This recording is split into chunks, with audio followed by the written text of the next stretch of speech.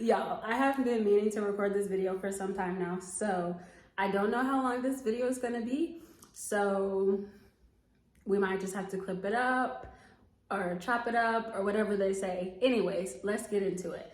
Today, we're gonna answer this question right here, and it is, what is the risk you are willing to take today to change your tomorrow? This question was posed by my good friend Andre at the Man Up Influence Summit this weekend. And it just really got me to thinking because, y'all, life has changed so much for me over the past, September, like year and a half. And I don't feel like I have updated a lot of you guys on where I am and what I'm doing. So this is like a little couch convo. That's what we're calling it today. So yeah, here we are in St. Louis. Yes, in St. Louis. In my apartment. Yes, in my apartment. So yeah, let's get into it.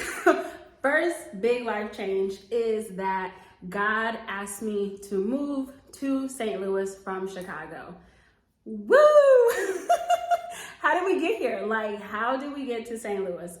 So over the past few years, I have been working with Andre, with his marketing firm, and also with Man Up Global, which is an organization that's based in St. Louis. And so because of that, I have traveled to St. Louis a lot over the past few years. And last year I was here like a lot. And I should have known because, you know, God does everything on purpose and for purpose, but I was just like totally oblivious. Like I was just like going with the flow, you know, going here and going there. And in October, I was here like pretty much for the month of October. And when I was here, I was at this concert with some friends, and I felt like God tell me that this was home. And it was like so very scary because if you know anything about me, you know that I love to be comfortable. Like I love to stay in this little box right here. And everybody in my life who is creative and who's visionary is like outside the box, and they help me to pull me out. But naturally, I'm like right here in the box. And so I don't like risk. I don't like change. But when God told me that he wanted me to move, I was like, are you sure? And he made it like so crystal clear, and it made me cry because he is so intentional about his children. And when he told me that he wanted me to move, and I hope I don't cry right now, when he told me that he wanted me to move, the first thing that I went to say is that I don't want to move a place where I don't have a family. And I'm definitely gonna cry right now because God had already engrafted me in a family here in St. Louis. And so like, as I was writing that in my journal as like a reason why I couldn't move, I had to cross it out because God had already given me a family. And like, it was funny because I had multiple times said like, oh, I'm going to see my St. Louis family. Like I'm going to my second home. And I was just totally oblivious to the fact that like God was positioning me here for a reason. And I think like, he has a sense of humor. I'm just going to leave it at that. So yeah, so that happened in October. And from like October through this December, like me and God, we were just wrestling with this thing back and forth. And I finally was like, okay, I'm gonna do this. Like at this point I had not told anybody, not even my family. I was like, okay, God, I'm gonna do it. Like, I'm just gonna do it scared. I'm gonna obey your will. Like it wasn't for work. It wasn't for Man Up. It wasn't for the marketing firm. It was literally because God told me that he wanted me to move. That's why I'm here right now. And so in December is when I told my family, and the reason why it had to happen so quickly is because, and I love Chicago, like Chicago has my heart. I had really just like started to like get in the community in Chicago. And so I was asking God like, okay, when is this happening? Like, do I have to move like right now? My lease was up in March. And so I was like, well, can I have like another year in Chicago? And he was like, no.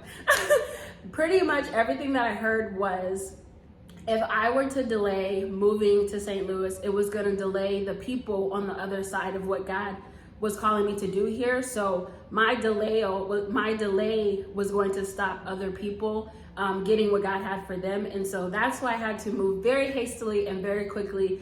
And really the reason why I haven't really said a whole lot is because I had to get my heart and my mind right about this move before I actually did it and made it public and all this stuff. So that's what happened. And so in February, I came down here with my brother. We looked at some apartments. I found this beautiful place, which I'm in right now. And I'll do like a little apartment tour later, but it's beautiful. Like the rent is much cheaper than what I would be getting in Chicago. And it's really just, I feel like God is like placed me here, positioned me here on purpose and for purpose, just so that I can really grow and learn, have space to like develop on my own, and just like prepare for the next that he has for me. So that's the first big update, is that I am now living between Chicago and St. Louis. I do still have a lease in Chicago, so I'm back and forth a lot, but my primary residence is in St. Louis. The second big life update, as you can see, this beautiful shirt that I have, it was made at my Purpose conference in April of 2024. And Purpose is a organization that I started in 2020, and it's all about helping people live on their purpose journey. So I do, if you've been following me for a while, you know like about #Real Talk Wednesdays, which is the community forum where I bring people together to have real conversations about life and faith and God, and helping you to do what God has called you to do. And so the business portion of my organization is helping people, like literally helping people through project management, operations management, to bring their visions to pass. And so in 2023, in July, I have been doing like entrepreneurship and working full time since 2020. And in 2023, it was June or July, my company did layoffs, and I was like very shocked because it was the first time that this has happened to me in my corporate career. And at the time, I had the opportunity to like know in advance that the layoff was coming. So I had an opportunity to like get my mind right before I had the conversation with HR. And so I was able to, really just like negotiate about my severance package and all this stuff. Although they did not give me very much at all. But like I said, God has a sense of humor, because in June of 2020, I was also in the midst of like working on this huge project for one of the small businesses that I support in entrepreneurship. And so even though my full-time job had ended, every day I still had to get up and I had something to do. I still had purpose. And so as I was just reflecting, without a real job, I felt like God was telling me that him releasing me from the corporate job was the push that I needed in order to do, to really live in my purpose. Because I think, it's like I have been preaching all this time, like, live in your purpose, pursue your purpose. Like there are good things and there are God things, especially when it comes to the seasons of life that we have. And I think in my comfortable state, in the state that like, I just like things that are normal and comfortable, I had just begun to go with the flow. And I was not fully showing up in my purpose. And so God pushed me out of my corporate job and into entrepreneurship full time. So I have been working as a freelance entrepreneur / business owner since June of 2023. And so my business is all about, like I said, helping small businesses, entrepreneurs. I do have corporate clients with like project management, operations management, basically anything that's going to help you get organized and bring to life the vision that God has placed on the inside of you. So a whole lot of change, really fast, really quickly. And so in April, when I did the Purpose conference and I talked about the pivot, it was literally because God had pivoted me multiple times over the past few years. And that really was the process that he took me through. So if you haven't watched that video, go back and watch it, because it was literally like, it's a process, like, especially when you're a person who's used to like being comfortable and in your comfort zone and not a risk taker, and he just shakes everything up.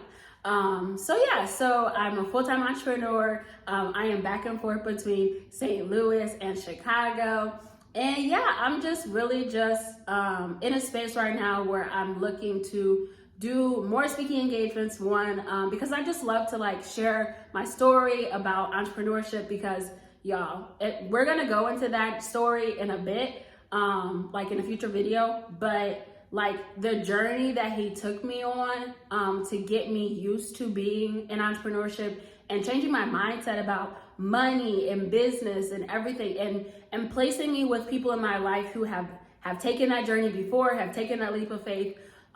It's just so much that I want to share about. So yeah, definitely gonna jump into that. Really just gonna continue to grow this business. So if you need help with a project or with your business, if you're struggling to get your back end in order, if you're struggling if you're an entrepreneur or you're a creative entrepreneur especially, and you have lots of ideas and you don't know what to do first, let's chat, because I have a gift for helping bring order to chaos. And lastly, I just love to have this opportunity to be able to live my purpose out loud. My brand slogan is